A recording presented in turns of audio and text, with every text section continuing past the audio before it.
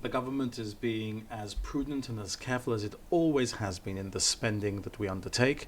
I think we are probably the best administrators of the public finances of Gibraltar that there have been, certainly since 1996, and we're ensuring that we calibrate spending where it needs to be. But I'll tell you more.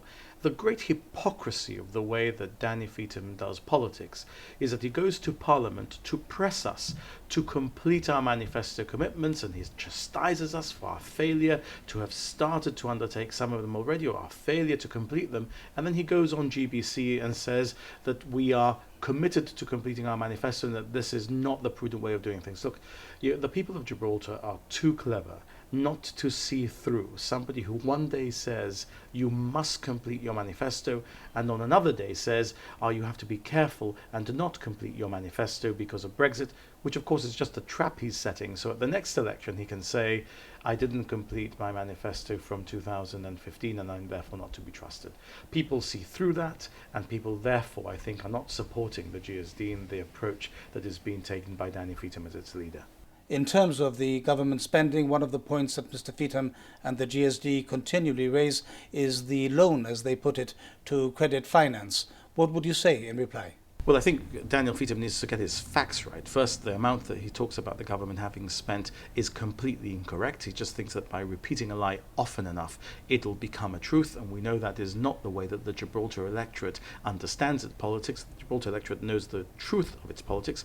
But in relation to credit finance in particular, Daniel Feetham has said that if he becomes Chief Minister, he will publish the details of all the loans that credit finance has given. Well, look, in doing that, he is being hugely irresponsible. Credit finance is managing part of the money of the savers in the Gibraltar Savings Bank in order to produce the returns which the GSD offered out of the Gibraltar Savings Bank, the 5% return for pensioners. In doing so, the government is publishing every month what credit finance is doing, but it's not publishing the names of the borrowers, because as a lender, credit finance is not able to do that. It must respect the confidentiality of its borrowers.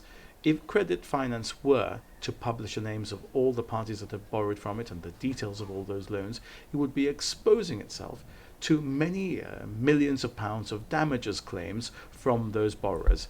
Frankly, if it wasn't so laughable, it would be ridiculous. So really you suspect that he's saying that you should do that, but that he wouldn't do that himself if he were Chief Minister? He is doing the exercise that I've seen him do in politics since he first turned up here about 15 years ago. He's saying, do as I say, but as I will never do.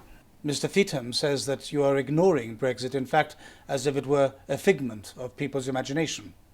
Look, I think that anybody who has been following the news since February, when the referendum was called, since the morning of the 24th of June, when the result came in and Joseph Garcia and I started travelling with the Attorney General Michael Llamas to make sure that Gibraltar's case was argued properly on Brexit.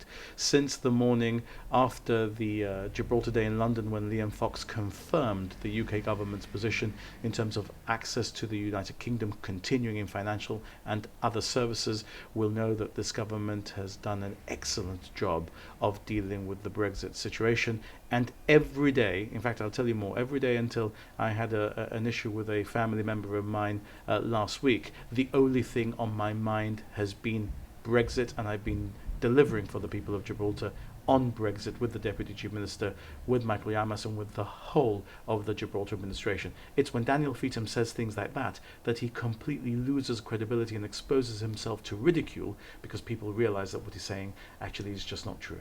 Mr Feetham also says that the government should be focusing its efforts on being closely consulted and participating in the Brexit discussions with the UK, rather than cozying up, so to speak, to places like Scotland and Northern Ireland, who of course have their own agendas. Daniel Feetham has been told on a number of occasions that we're working very, very closely indeed with the British government, and there'll be news about that very soon. We are also talking to Wales, to Northern Ireland, to Scotland, to the overseas territories, and to the Channel Islands about how they are approaching issues of Brexit, because we think there is a lot to be learned from what others may be doing, and others will learn a lot from what we're doing. And in working together, we'll be able to navigate Brexit in the best possible way. But we're not just keeping this within the British family. We're also talking to the permanent representatives of other European nations in Brussels. We're talking to the institutions. That's the best way for us to be in partnership with the British government to ensure that we come out of Brexit in the best possible way.